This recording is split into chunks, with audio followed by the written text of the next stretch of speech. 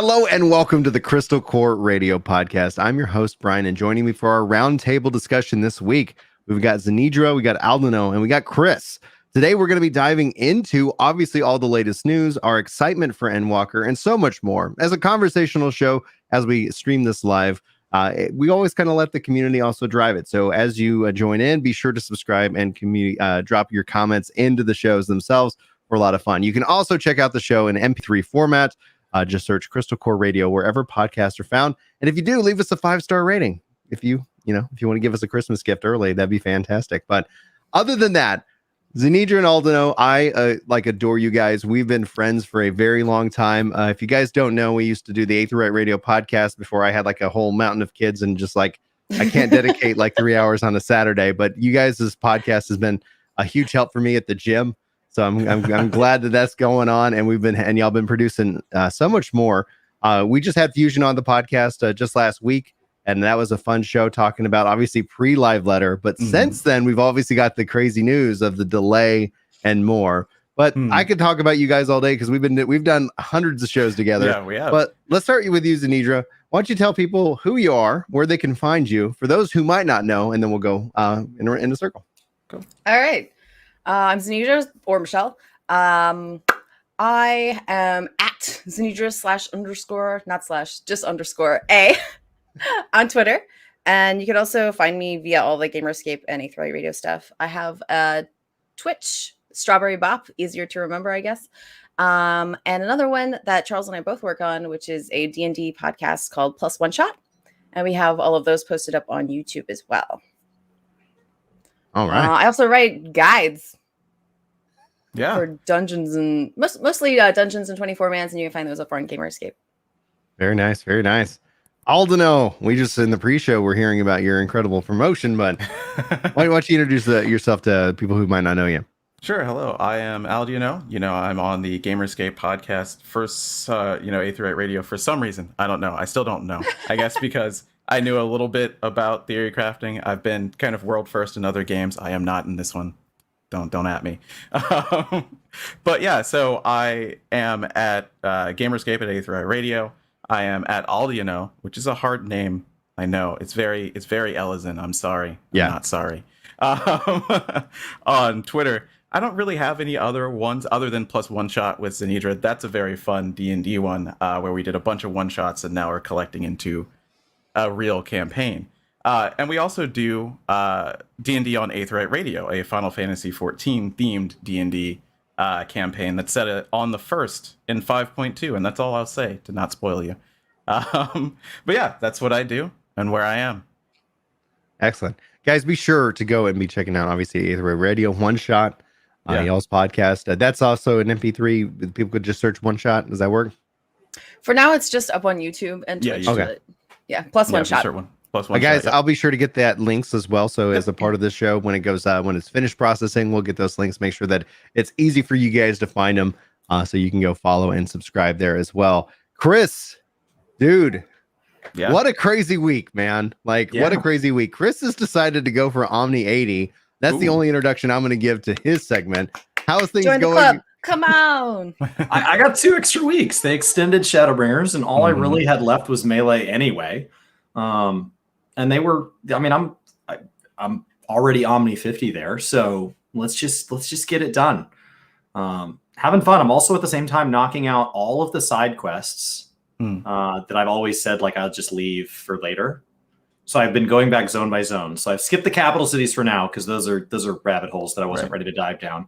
And I've done all of ARR, all of Heavensward, and I'm working through the Stormblood side quests now.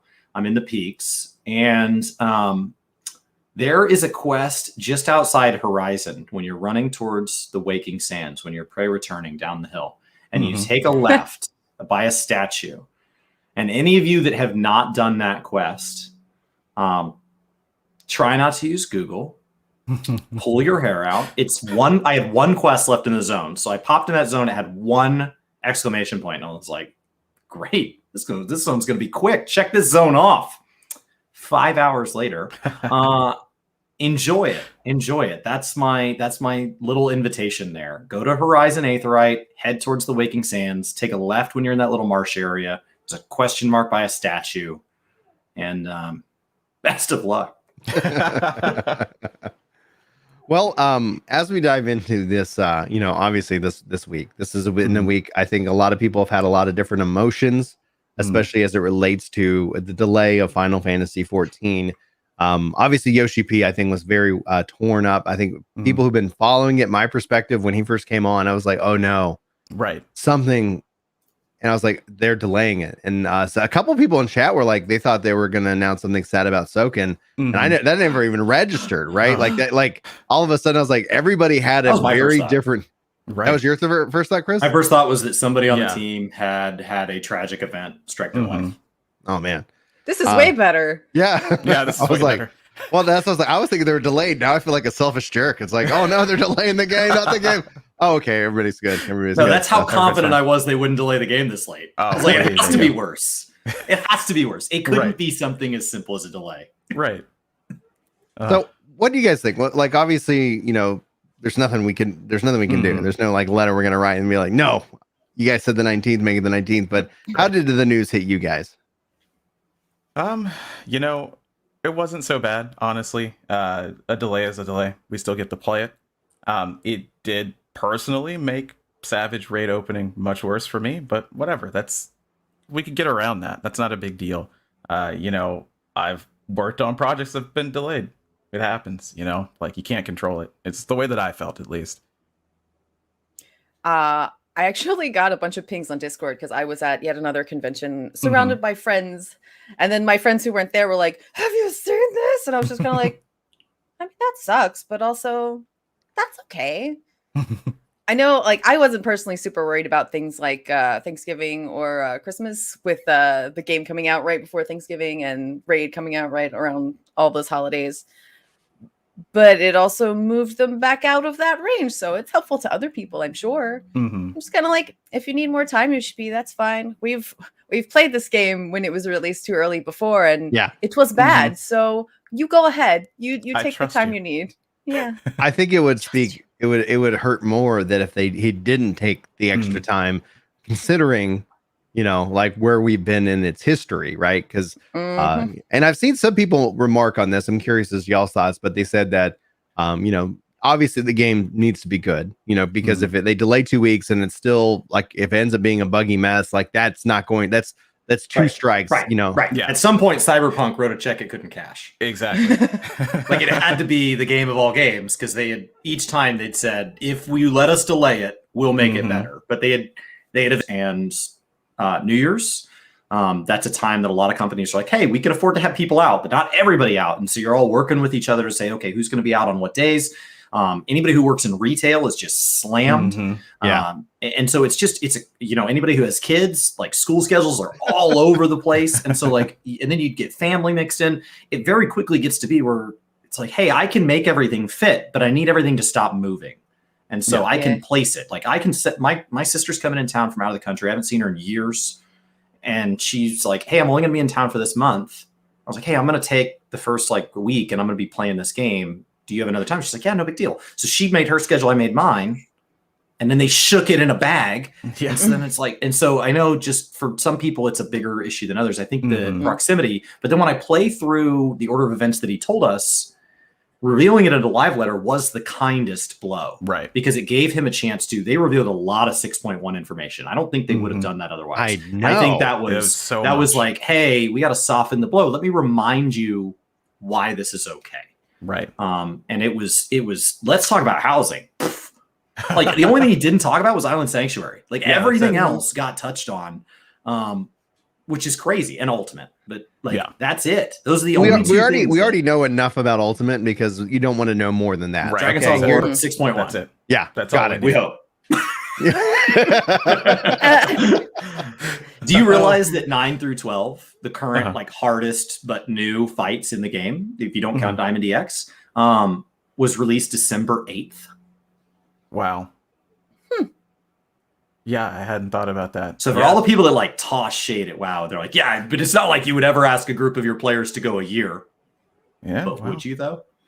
Extenuating circumstances in this case, I feel. Yeah, What but is would it? you though? We got like 350 days. It's not quite. I'm just saying, right? it starts to make the house look a little more glass as we're throwing Exactly. rocks in it. That's true. Like just, Well, just a the little throwing bit. in the rocks is just like among friends, like it's like, Mhm. oh, it's like among friends, like I like to Yeah, like rag on yeah. Chris because it's fun. But at the end of the day, it's like no one's gonna we talking about this with Fusion is like nobody who's gonna like subtweet an Xbox or a PlayStation thing is all of a sudden gonna read this like, oh, PlayStation sucks because of Mhm. they don't have Xbox play whatever up and down where it automatically does its thing. Yeah. Oh, you've clearly convinced me with this tweet that I should switch from this ecosystem that I've invested thousands of hours and dollars into to your system off this one. Obviously, Yeah. like no, but it's part of a narrative, right? It's a general Yeah. trend. It's a tone. I will say, like, so when I was in college, Mhm. I was in a program that aimed to thin you out. Their goal was to graduate only like 80 to 100 people out of a starting class of 500. So the objective was to, in theory, distill down, not necessarily to the best students, just the most Right. resilient. And so as they just kind of weeded you out, there were these moments where you'd get to the end of this one class and you knew that this was a class that was meant to try to break people. And they would stand up, and these professors, it was a design-based course, and you would have these reviews, and you would have to stand up and present everything you'd been working on at midterm or at finals. Mm. And you'd have guest professors and from other colleges and stuff, and they would just come in and just ask you just unbelievably belittling questions. Just like, so I guess you have some pictures on the wall there, Brian, and seems kind of like something that would be in a child's room. And like they would just slap you at the Right. knees and just see how you respond. And so like it made you really good at presenting. When you get out into industry and some client says something unbelievably stupid, you just take it in stride because like you've had this done to you for years. Mm. But what would happen is every once in a while you'd see a student who wasn't prepared. That week, their computer had like fallen in a bucket of water and like their car had just caught fire and like their whole life is falling apart, right? Mm. And then they stand up there and they got them. And then you're like, but that picture's all they had. Like the guy's just trying to make it here. Right. And so they would stand up and they would say that. And like, I just remember feeling physically sick watching these people give these presentations as I just watched their chance of staying in the program just get ripped away. Mhm. They're going to fail. They get kicked out or they have to delay a year. And it's this whole ordeal, which is thousands of dollars of student loans. Odds are the program won't let them reapply. You can't fail a course more than twice. And so it just like, you just watch their dreams just crush over this hour-long presentation in front of a room full of their peers. And you just watch people sometimes physically cry. And it just made me sick to watch. And then they're like, okay, Chris, your turn. And like, that's all I could feel when Yoshi P said, right, we're not ready. I can just feel my professor go, what do you mean you're not ready? Right. Because I'm thinking through all the options of what you have to do here, and not ready isn't one of them. And like, I could just picture like, okay, your turn to talk. Right. Yeah. Yeah, but I'm not though. How outside of obviously the frustration, is this impacted y'all's like schedule in terms of raid? Because I know Xenedra, you said it really didn't. You didn't have a lot of Thanksgiving or Christmas plans. But what about you, Aldianaux? Like, is there a work component that when it comes to scheduling time off, were you impacted by that at all? Certainly. I mean, I have a lot of time off that I could take, but I don't get to take it very often just because of the nature of my job. So I wasn't really planning on taking too much off in the first place, but yeah, I wanted it kind of to land earlier than later. In this case, I didn't really get any time off. Now, funnily enough, I've gotten a couple people at work into 14, thanks to the copy pasta. Yeah. But now for them, it is even harder, and they scheduled around it. And now they're hitting it, and I'm like, well, I'm here with you, and I know how hard that could be. So, I get all the people who are like, well, I scheduled that time and there's no way for me to change. Like we were talking about retail earlier. You think you can take some time off in, November or December? Good luck. And good luck if you change it, right? So for me, yeah, I really do hate that it was moved. I get the people who are upset, but we have to get it right? And I don't mean we, I mean they. As Chris was saying, right? They are under this immense pressure. And to even come out and have to say it in a live letter, Right? Just imagine that feeling. I mean, you could see it on Yoshi P's face. Foxconn was just kind of there, like, okay, yep, here it goes. Everything's fine. He's got a really good poker face, but Yoshi P, you could just see it, right? He wears his heart on his sleeve anyway. On a great day, he wears his heart on his sleeve. So it's something to watch for sure. Man. Yeah. Even you want to hug even him. if I didn't, even if I didn't feel the way I do about it in general, like it didn't really inconvenience me. I understand how it does inconvenience other people. Just seeing Yoshi P's little face and knowing how hard he tries for us, for his dev team, how sweet he is, the interactions I've had with him, it's fine. Just don't cry. You're fine. It's okay. He said it was one of the first things he's ever had to delay in his professional career. And just as a producer I can or only director. Think two. Yeah. And the other one was COVID. Yeah. I can't. At the beginning. That's it. It's two. And they've both been recent. Yeah. It's just one of those things where it's like that has to, on another level, like, you have the game, you have all the players, but there's this personal component to it where you're like, I am proud of myself for doing this. And then you get hit with this on top of everything else. Yeah. And that's I'm the thing. I'm not gonna Go lie. I know it's done to keep attributing COVID to reasoning, but I feel like we're not done really doing that yet. Yeah, that's true. So while I would not overall be like, but think about COVID. Just a little. Yeah, it's a little bit as well. It's hard to do a lot of in-person things like motion capture.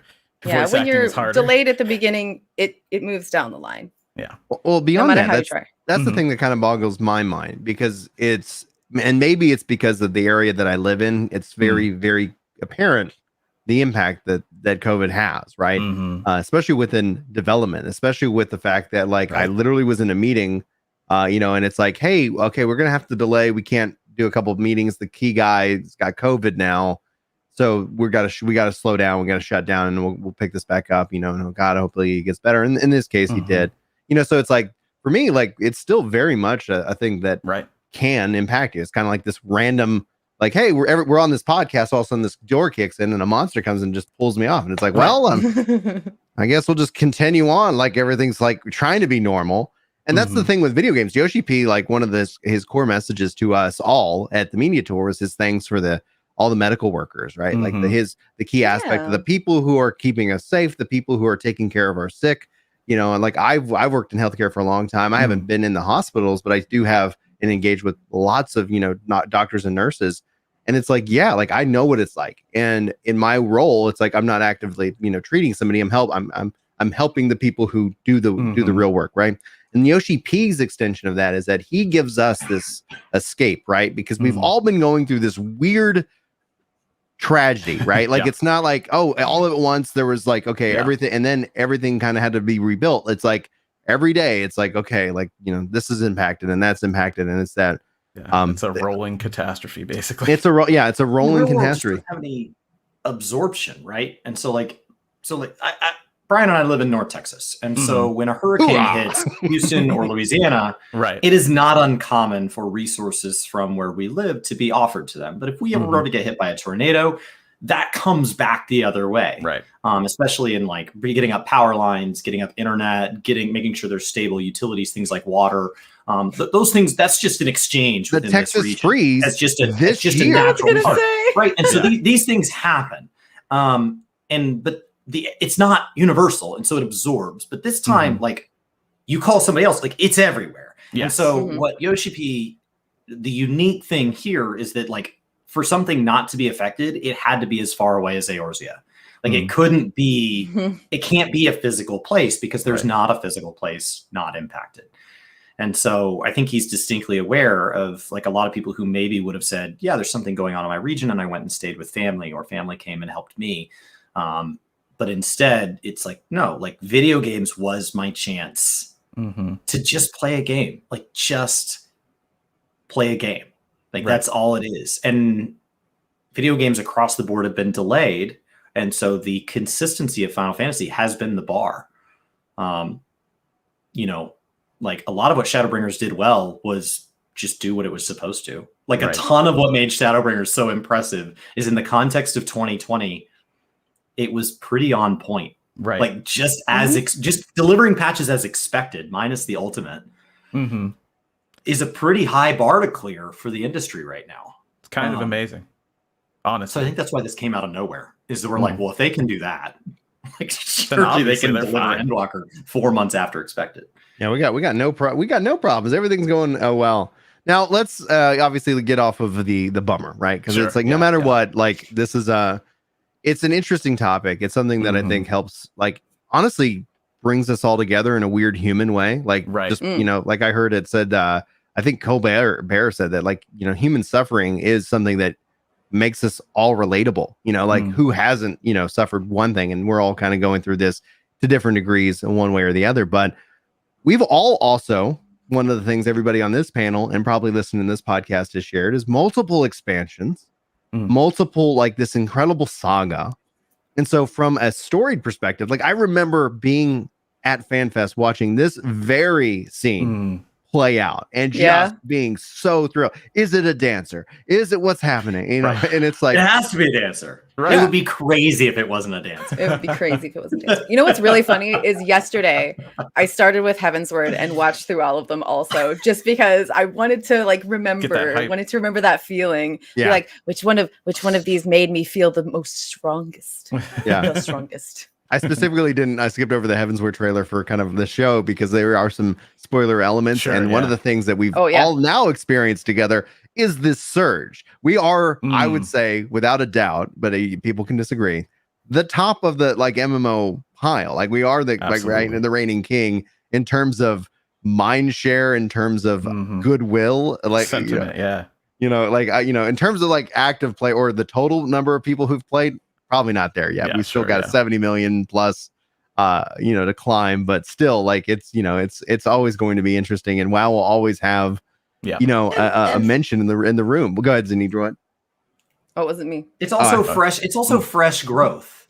Yeah. So like, keep in mind, like New World's getting a big flashback for this right now. Fresh growth, easy come, easy go. A lot of these people, they're just trying it out. That doesn't mean we're not like, okay, welcome to the dungeon. Sorry, we locked it on you. Like they can still leave. They're still entitled to go back entirely where they are. I hope WoW has a great 10.0. Absolutely. And a lot of these people are just here as a MMO purgatory. They're just here to try it out. And so, New World is getting this where they're, wow, New World got all these new players and not even all of them are going to stay playing it forever. That's true of any game. It's just that all of New World's base, they don't have any base loyalty base as opposed to like Final Fantasy. Right. Brian will play Final Fantasy even if it like actively makes him bleed while playing. Like he will never stop at this point. Brian, so there's some loyalty that they've earned where like there's a base portion. That base portion is true of any long running game. There are people in WoW that will they're not going anywhere. There could be there could be an element of therapy that could be help that out. But I am a Final Fantasy like nut in that regards. And I know there are probably people who could challenge, like me in terms of like on the pyramid of like who is the craziest Final Fantasy fan. Like I bleed Final Fantasy. Final Fantasy helped me get over my dyslexia. Well, not cure my dyslexia, but it helped me get past the struggles I had in school. And like, wow. An evangelical here with reading. Come into the Final Fantasy. I bet Ash as a creation will fix it. Ash as a creation will fix everything. I know someone who learned English, or at least helped them learn English from like the old LucasArts adventure games, right? Yeah. And like, it definitely can. Like, it helped me learn, get excited to read when I was young. Final Fantasy is what really helped me. So I get it.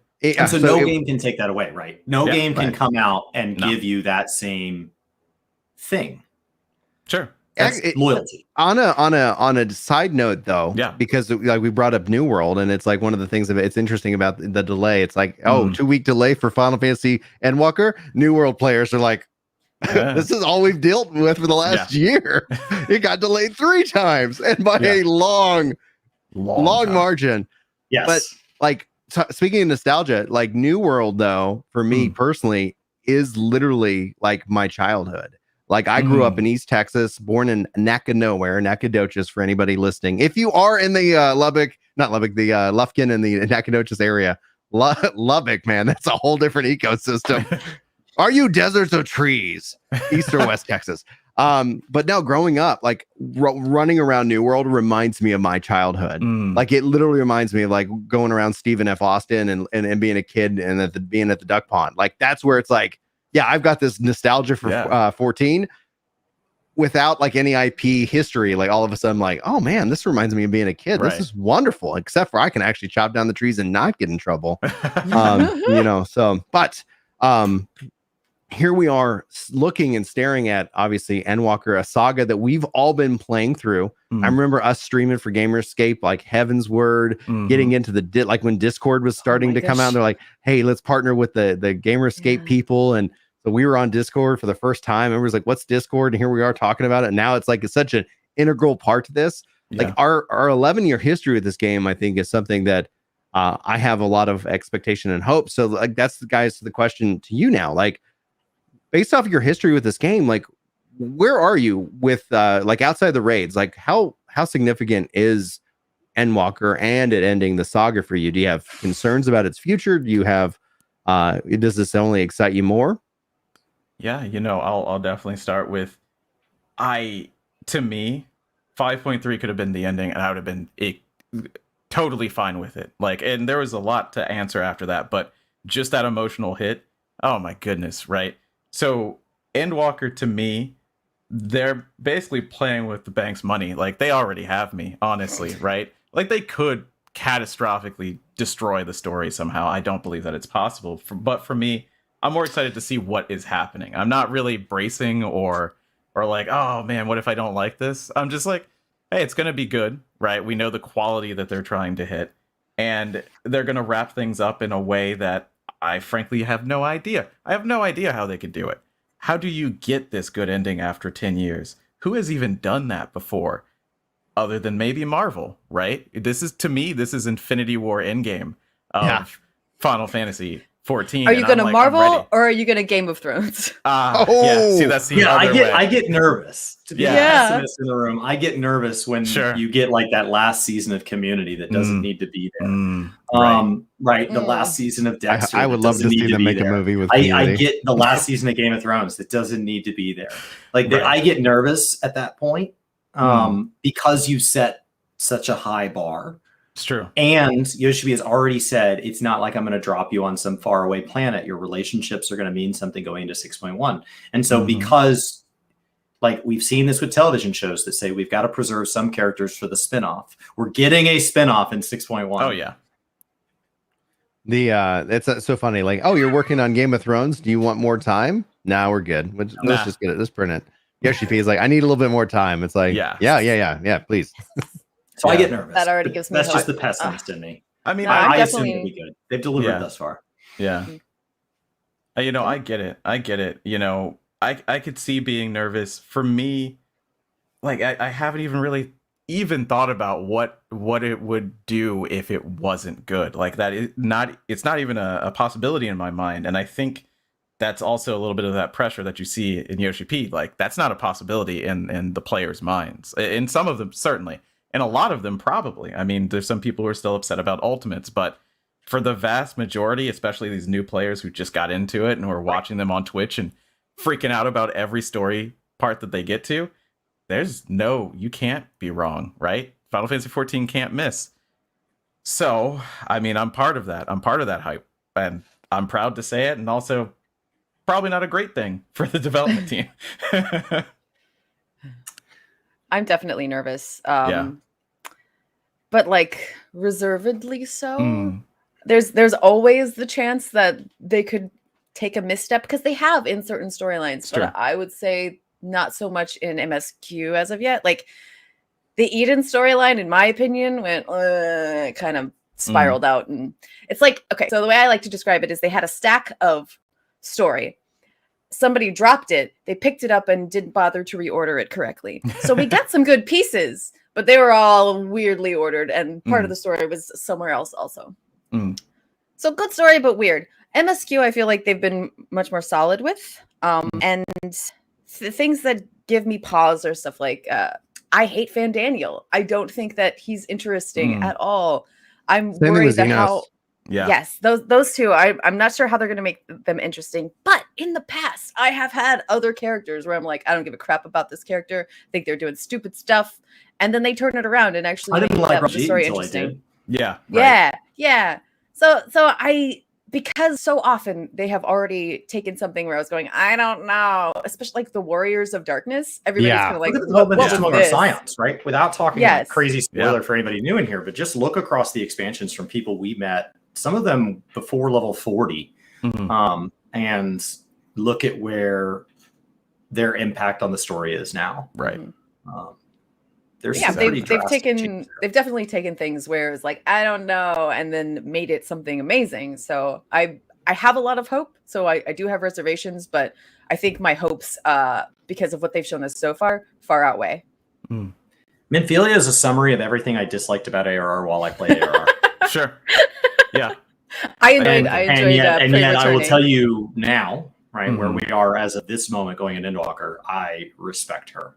Right. But I did not feel like a side quest that said you can murder one scion of your choosing to get a sweet new piece of loot. It's like, well, I'm sorry, you prey returned me too many times. It's like, I don't know what to tell you.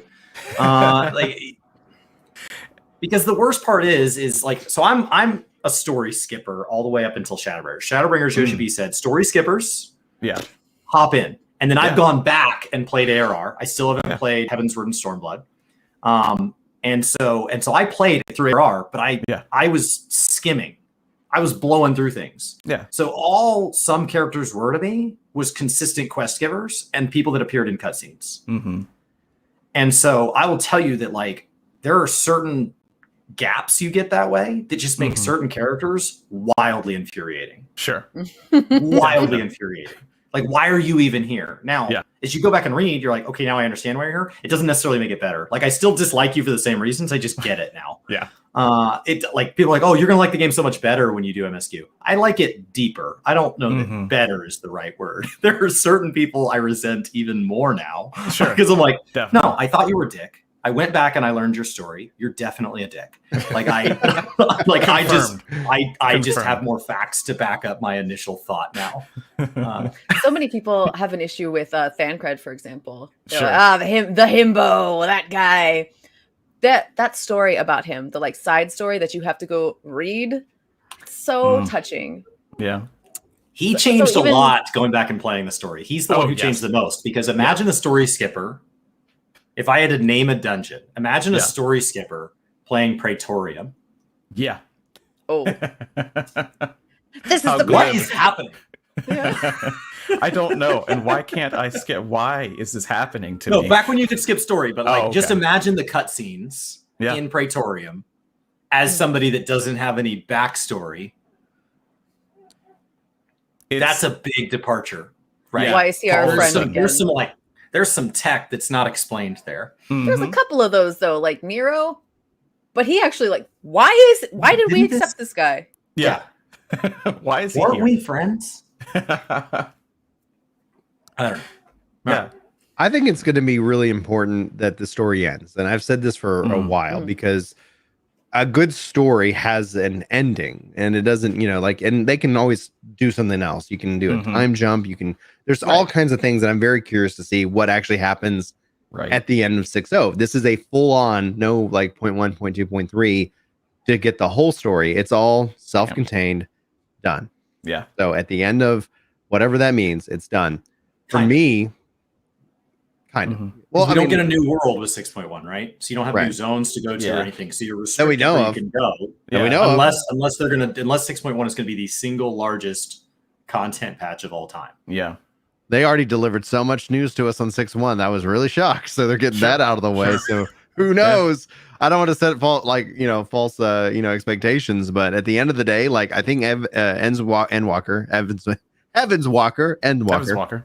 is really significant to me, because also as a player, if I was going to sit here and say, as I do often, hey, you should come play this amazing game. I really don't like MMOs. Well, hey, guess what? Let's not think about it as an MMO. Let's think about it as a Final Fantasy game, something that I've been saying since 2.0. And guess what? Like, you can play and it actually concludes the story. Whether you want to keep going on after that, whether you want to get involved in the MMO that exists as a part of the game, you can do so. In fact, like, and I don't know the question that what I'm curious to see from Yoshi P, because he's talked about like upgrading the trusts. He's talked about some of these things. Like, will we at a point see where 2.0 to 6.0 is something that you can play solo with the use of trusts? And therefore, like, hey, you're not really into MMOs. Guess what? I got really good news for you. You can just play this game for its story. And then we can sit down and talk about the story and the characters and like the concepts that are brought in and the challenges, etc. That's what I'm kind of curious to see about, you know, whatever the 10-year plan is. But the other thing I'm looking at in a bit of for me is we've been playing this game. We've been covering this game for 11 years. Like, when I finish Endwalker, I have legit two options, or I might, you know, there might be kind of a hybrid option here, but I want to go back and play on a new character 2.0 all the way through 6.0. Like, I want to now be, because it's been years since I played ARR. It's been years since I played Heavensward. It's been not as long since Stormblood. It's, you know, and obviously Shadowbringers is the most recent. But then the other side of it is that Maddie, she's getting older, you know, so she's 7 now. And now I'm like, well, when's the right time to, like, what would be fun maybe to sit down and play through the story with her? I probably not yet, like, you know, so then the question is like, yeah, I could see myself doing 2 complete playthroughs of this game as it continues on for another 10 years, etc. So the question I would have to you guys is that, would whatever happens after 6.0, would you like to see that as a point where players can come in and actually literally start at that point, with the fact that we also have New Game Plus? Like, is that what you think might be on the table going forward? I hope so, to be honest. I really hope so, because this story from 2.0 to, well, we have to see the ending, right? From 2.0 to 5.5 or whatever we're at, that story to me ranks with the best of Final Fantasies, right? Not quite in that upper echelon, like I've been saying, and boy, maybe we can get into this debate, maybe we don't. Best story since 9 or 10? I'm not sure. It depends on how you feel about Final Fantasies, but I'm talking like PlayStation almost golden era, right? Like, this story is great and I want more people to experience it. Like, that's what I've been loving about the surge of people. Like, I see people that I watch for a while, like Bellular or Preach, or, you know, all these people that I've been watching for years get into it, see these moments, experience it like I did. And that's so great. So I would love for people to be able to just take that, go do it if you want, or join us in the current New World, Maricidia, who knows, right? Who the heck knows where we're going, right? Could be another chart, who knows? But I'd love to see that kind of cut and then go, yeah, you can go experience that single player if you'd like. Or you could just start from here. That's a huge undertaking. I don't know if they do it, but I'd love to see it. Right. Narratively, it's actually an easier undertaking because you just write that in. But when you talk about mechanics, you need to go back and recreate the ability for people to come in as level 1 characters and go through a new Hall of the Novice experience, be retaught all the mechanics we know by now, time action events, stack mechanics, turn around for the eye, all these things that have been ingrained. Today, my raid roulette was A11. That's the first time a time action event I can ever think of. And back then you just clicked once. And so you know, the first time you come across the eye, you can look at it as long as you don't stand in it and look at it. So like there's these weird things that could be done better, but they would have to be redone. So that would require, it won't be 6.1. I think the on-ramp, if anything, would be a 7.0 thing, because you would have to do what WoW did with Shadowlands, where you go make a brand new starting zone. I before Shadowlands dropped, I said that starting zone is the greatest gift to the long-term health of WoW that they could ever do. Shadowlands could be a disaster and that zone would still be good. I just don't think Shadowlands will be. And that part of my statement was wrong. But that zone is still an immense gift to the community. And all the existing players are like, I don't really like it. It's not for you. It's not for you, It's for the WoW sprouts. That's what it's for. And so like they could absolutely do that, but it's a mechanical thing that's slowing them down. And like narrative, from my point of view, it's by far the least narrative guy on this podcast. Mechanical is where I see all the issues, but I play this game for mechanics. That's what I like. MMOs. And I think Final Fantasy belongs in the Final Fantasy universe every bit as much as ESO is a place for Elder Scrolls fans to just go, you know, fan out and just be exciting and just geek out. And some people are like, oh, well, this MMO isn't perfect. That's fine, because it's just as much fan service as it is MMO. And so I think 14 does a great job of doing that, where there are times that we just we just do fan service, like just for the sake of it. The Dragon Quest event. Yeah. It's just there. It's just there to make you smile. Like if you didn't do the Puff quest, it expired today. It'll probably be back again. Oh yeah. It's just there. It's there to make you smile. That's all it is. So I think in that standpoint, Endwalker would have a really hard time letting us down, because at the baseline, like it's already established a home field advantage. Right. It's for people that many times love the franchise. You don't have to. You can start. There are people who Final Fantasy XIV is their first Final Fantasy. But if that is the case, a lot of times what happens then is you see those people go say, wait, should I be playing the other Final Fantasies? Yeah. Well, just like it's a good invitation. Yeah. Just like the Nier raid was a great advertisement for Nier. Oh, massive ad. Like it's the most I felt advertised to in Final Fantasy. And that's why it was like the content was so fun, but at the same time I was so frustrated because it didn't drive the narrative forward. And honestly, at the end of the day, like when we think of a TikTok methodology, like I think that has me only more excited for Mists of the Realm. For that 24 man to drop an Endwalker, because I'm like, what does that even mean? What are we? I'm so excited. Oh my god. I just love all of the like possible myths and stuff behind the 12, and I just want them to bring it down on me. Because alliance raids don't matter, right? There's no savage, there's no extreme. Because alliance raids, because the off patches are for us casuals, then it feels like Myths of the Realm would be the ideal place to do something where like there's a mechanic based on your birthstone. Right. We did pick it. We picked it. It's never mattered. It was an XP boost. Run towards your group. I don't know what my birthstone is. I don't know if you guys do, but like I would have to think back. Like a math boss. Like math boss always, like I love things like that just troll you to troll. Like I can't do the math. Can you help me with the math? No. You got to do it or you die. Yeah. I mean, we'll still clear the fight. But you're gonna die. Yeah. I actually have a macro for that particular fight on all of my characters. To just smash it. Yep, just hit the button. This is where you need to stand. Thank you. I was gonna say I didn't think about having people being able to start from 6.1 in terms of mechanics. That's a very good point. That would be so hard to do if they were just like, all right, start here. Also, probably go back and find other things. That starting zone is would be perfect. Yeah. That said, like it would be such a shame for people to miss out on what we've seen so far. But it is a huge undertaking. They have you get more player choice. So it's like, you know what? I want to start. This is a new saga. People can, and then they get interested in this new saga. Then it's like, what happened prior? It's like, so then all of a sudden it's like, well, check out New Game Plus because it's right all there, ready for you to rock and roll. Go have fun. Having what the MCU both options. Yeah.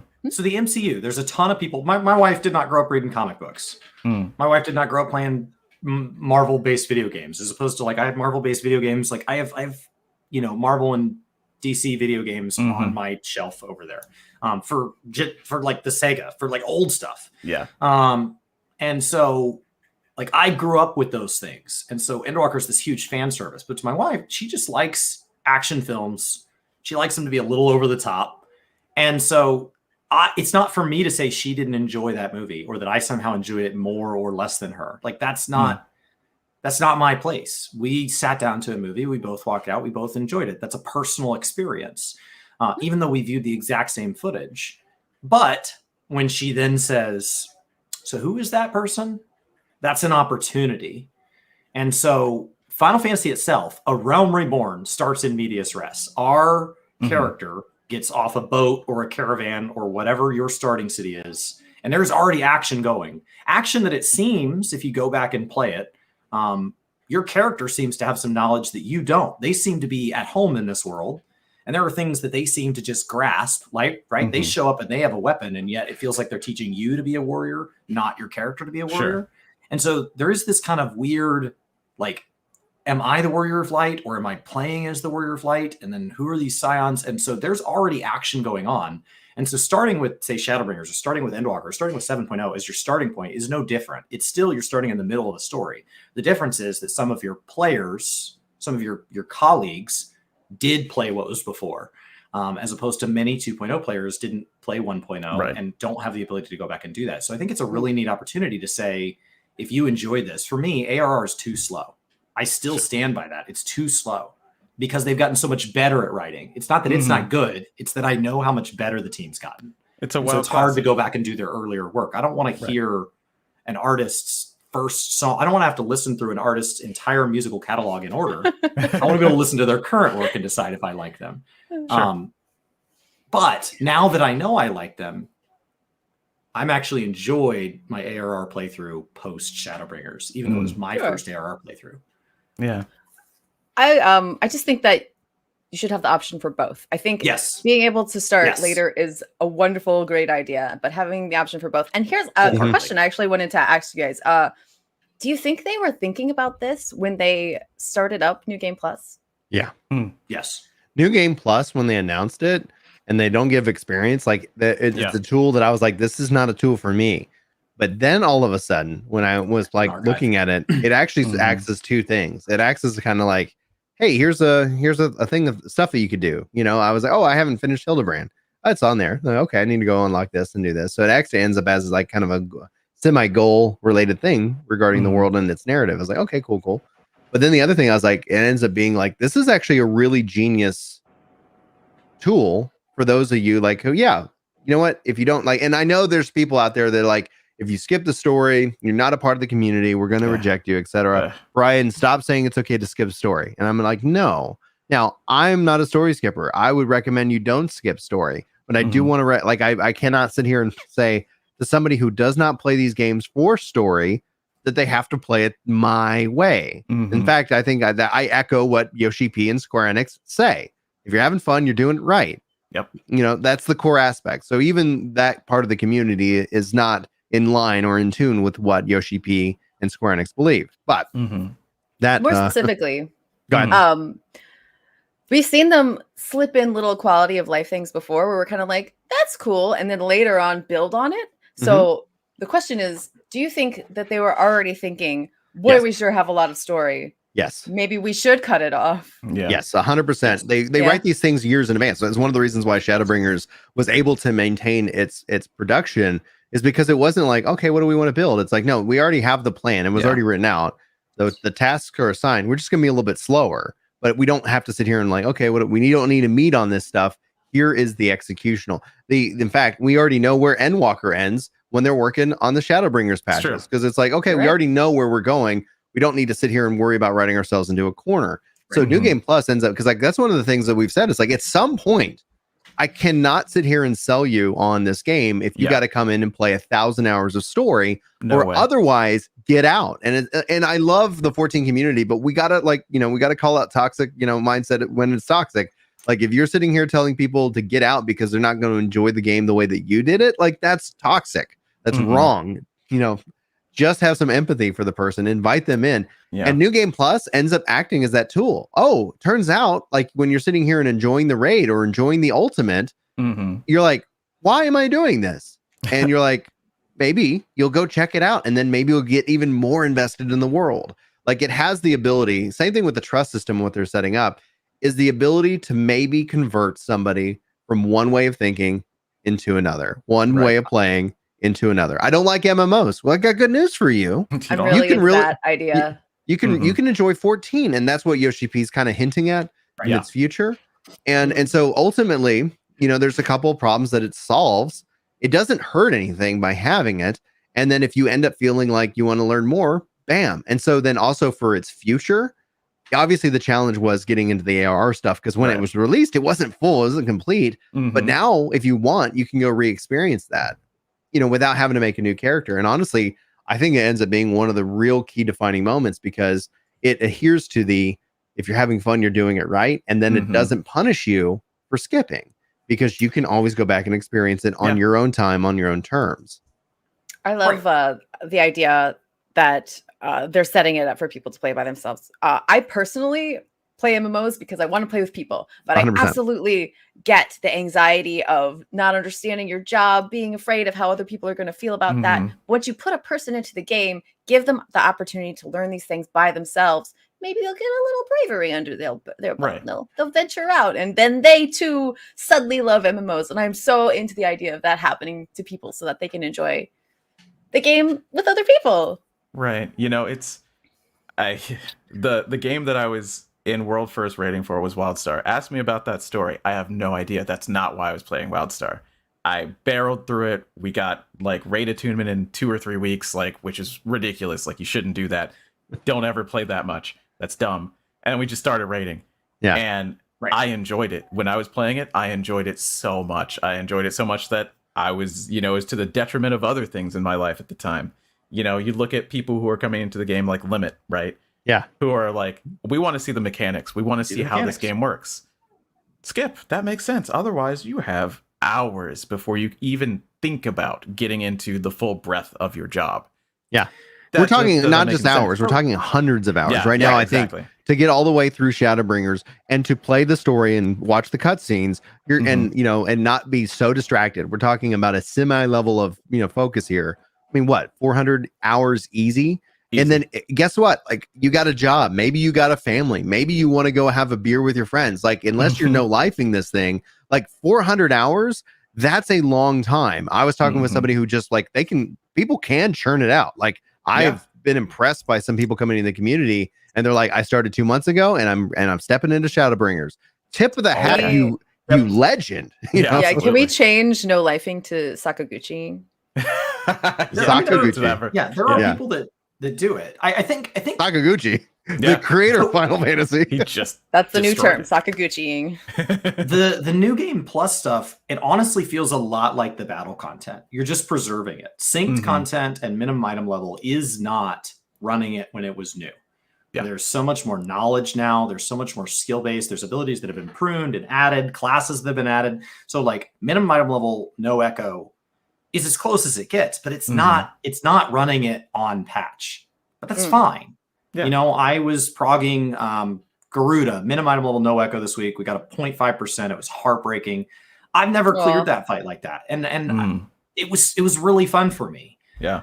And that's all that really matters. I'm not trying to like put myself on some leaderboard. I'm not trying to say it makes me better or worse than somebody else. It's a personal achievement.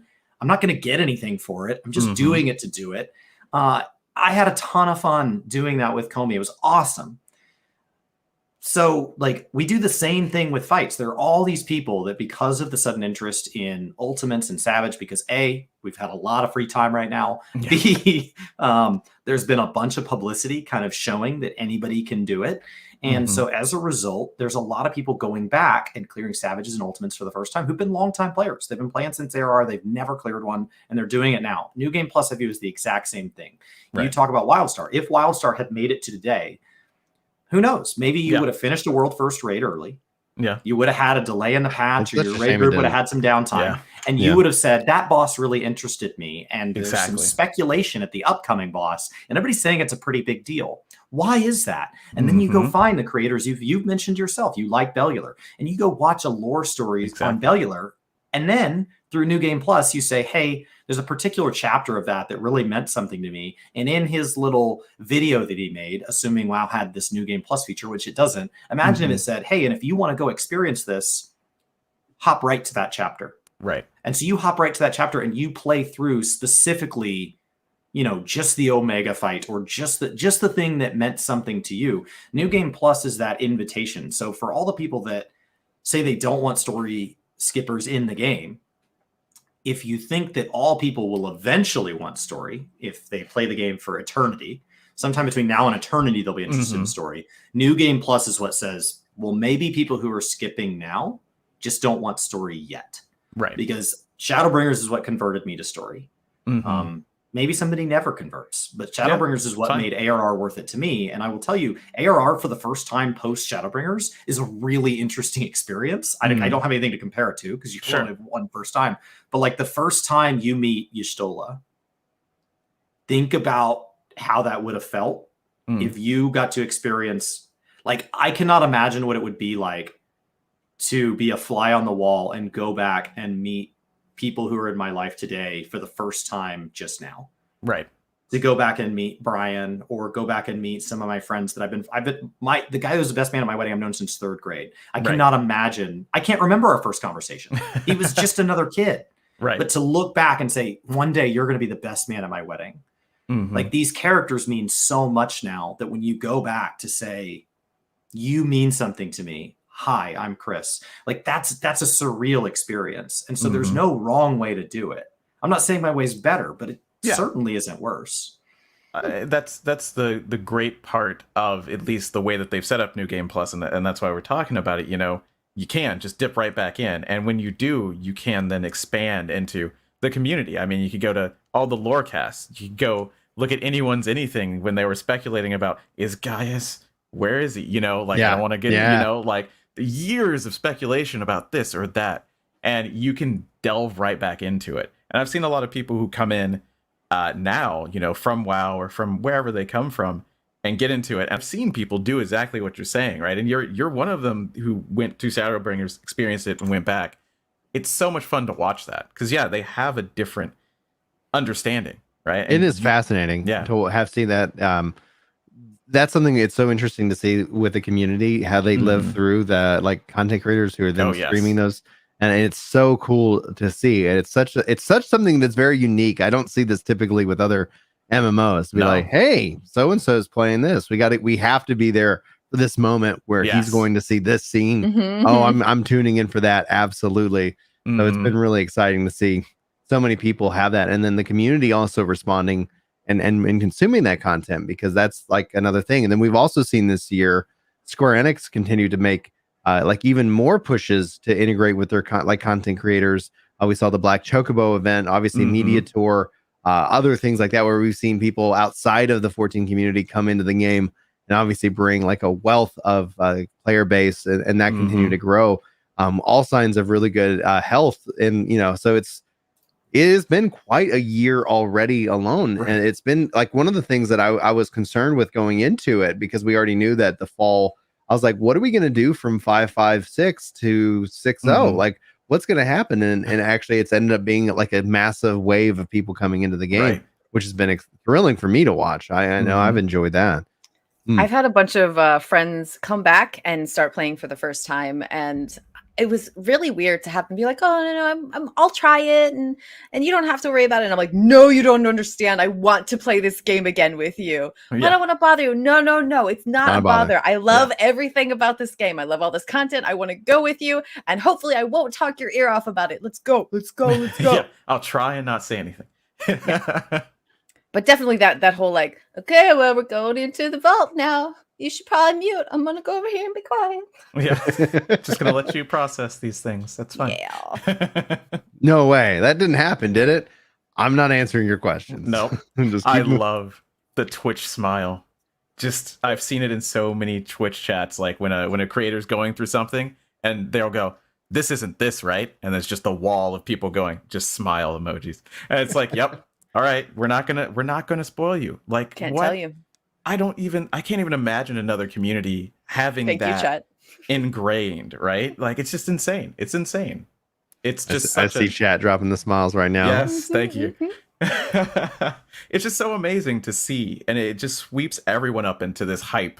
No matter where you are, if you are a story skipper, if you're just here to figure out mechanics, if you hated it at first because the 2.5 second GCD is the worst thing in the world, right? Like, it doesn't matter. You kind of get swept up into this, and you can fall out of it, you can not like it, but there's just so much upswelling of support that you kind of just get caught up in it.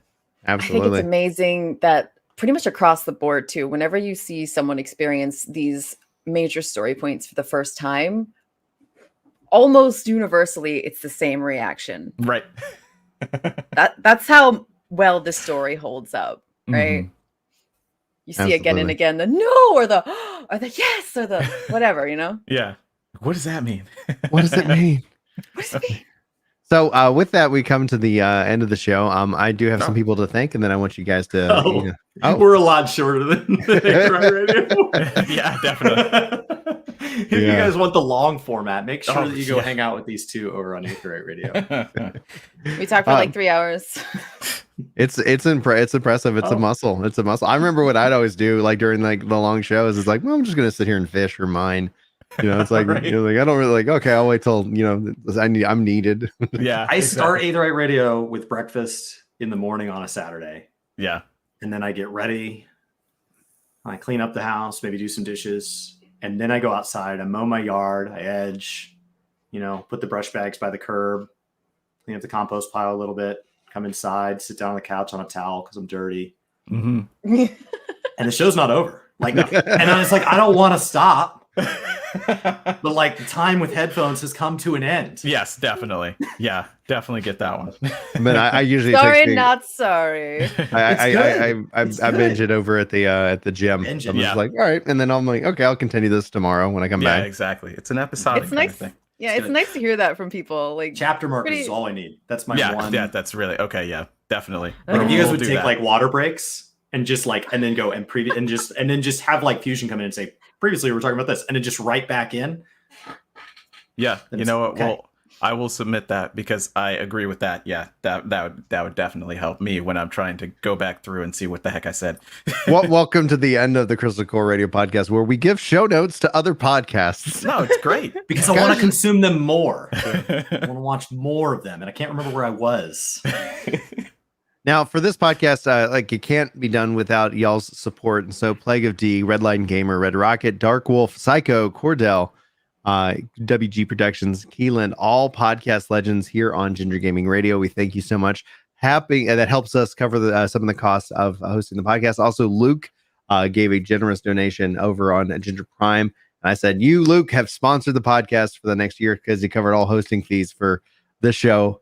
And I was just so happy because I was like, now that actually gives me some freedom to make some changes. So you can actually now listen to the audio of the version of the podcast day and date with when we film it. Usually we had to like trail out a week, just try and get some YouTube ad revenue just to cover some of the hosting fees. But now it's like, okay, we got that covered. And we'll see what happens next summer. If next summer it was like, great, might do like a funding drive, like be sure to subscribe and like help us fund the show. So it's not, you know, all 100% out of pocket, but we thank you guys so much for being podcast legends. We thank everybody here for just listening and being on the show. Now, Xenedra, well, let's start with you. Like, what do you got that you want to promote? Anything that you got coming up that you want to share? Well, going back to the D&D thing, we'll have an interesting schedule during the holidays, but we have 3 D&D games going right now on that channel. I'm DMing one for the first time. It's that's part of the reason we started with one shots, because they were gonna train me how to try and DM. Yeah. It's Fantasy Greece, because I understand that pantheon and not any other D&D pantheon. Right. Start with what you know. Yeah, make it easier for me. Obviously, once Endwalker drops, I'm gonna do guides for all the dungeons over on GamerEscape. And I'm thinking about going back and doing guides from the very beginning for when we have the stat squish, because things are going to change. Mm-hmm. So not a bad for everybody, idea. For everybody who's been doing the dungeons now, where you basically face roll through them, you might have to do mechanics again. And I remember how to do those. We'll see. Maybe. Yeah. I'm gonna wait to see. I know when Shadowbringers dropped, I was like, everything is just melting. Like nothing. Like there was like. I remember being in here just 2 days ago, and I was like, this was a challenge. Shadowbringers drops is like, nothing here is hard. Especially with new jobs. Yeah. A red mage, a gunbreaker, a samurai, like you just wreck everything. You're just going to tear through stuff. I was thinking about going back and purposefully getting correct level gear and really limiting myself. But we'll see. Yeah, not a bad idea. What about you, Aldianaux? Yeah, so, Aetherite Radio, of course, is the main place that you can find me. I'm on Plus One Shot. The reason that it started is because we did the Aetherite Radio D&D. It was a gateway into getting Xenedra to play D&D. Because, I've known her for, since middle school at some point. So I've known each other longer than we have not known each other. Yeah, we've gotten to that point. And so I've been trying to get her to play D&D. Partially as a gift to her husband, because he loves D&D and we love D&D together. So that was kind of a gateway into it. The other places that you can find me are actually on GamerEscape. I wrote 19,000 words about the media tour. I went through every single job and all the changes, and I got it 90% right? You never get it 100% right. We're going back through and fixing it, but if you want to read mad scribbles about just about every change, and some that most people agree with, like, I got a little bit of flack for some of them, but I stand by it. So let's talk those about are the fun. ability to edit too. So it's a living document. It's a living document, and I want it to be right. Like I've been rating for a long time. I was very active on elitist jerks way back in the day, right? Like this is what I love to do. So Chris I'll is keep an writing. FNF. Yeah, That's who I go to BlizzCon with, is the jerks. oh no way, that's awesome. Yeah, I used to post a whole lot. I was our guild's like DPS officer, so I had to crack the whip. So I had to learn how everybody worked, so I could say you're not doing it. But yeah, so that's my history. I love MMOs. Thinking about doing more content. We'll see. If I do, it'll be on Twitch at Aldianaux. It's down there. Thank you, Brian. But yeah, I've gone in and it's like I see people dropping some links, so it's like I'm just copying and putting them right into the description of this podcast. So it's like, yeah, copy. Yep. Perfect. Yeah. All right, Chris, how about you, man? What do you got coming up? I would yield my time to shout out the Aetheryte Radio podcast. So the two members that can't represent themselves are Fusion, long-time Final Fantasy coverage, has interviewed Yoshi P a number of times, always has insight that goes back over a level of like news coverage that really is only rivaled by a handful of people in the community. So a pretty elite level of knowledge as far as just like when we were told things, how we were told things, how that communication has changed. As this game has continued to live and evolve, Final Fantasy is not where it is because it's been perfect. It's where it is because it has always been a story of redemption. Every time they make a mistake in the game, they listen, they hear you, they fix it.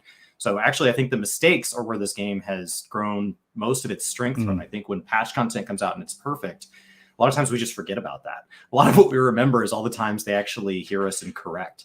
Right. And then Rook, Bird of Chess, if you guys have not watched her media tour coverage, she took media tour coverage and went and did like lore dives into the new areas. They're amazing. Obviously, they would be spoiler free, kind of, but not kind of, because like she wasn't given story, but she went in and really dove deep into the kind of the cultures of these areas and some of this and kind of set a tone. So if you're okay with like semi-spoilery, like Heaven's Word trailer level of spoilery, going into the expansion, it'd be a really fun way to go in and kind of hear about Thavnair, hear about these places. So Rook is incredible and brings an interesting take because she is just as involved in the Guild Wars community as she is in Final Fantasy. So there's always a sense of perspective there from her.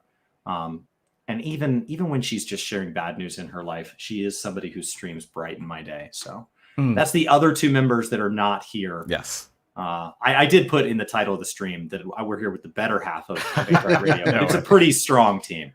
Yeah, definitely. Absolutely. I'm just we have to disagree. We hold each other up. I'm a fan. All right. And so, guys, that comes to the conclusion of this show.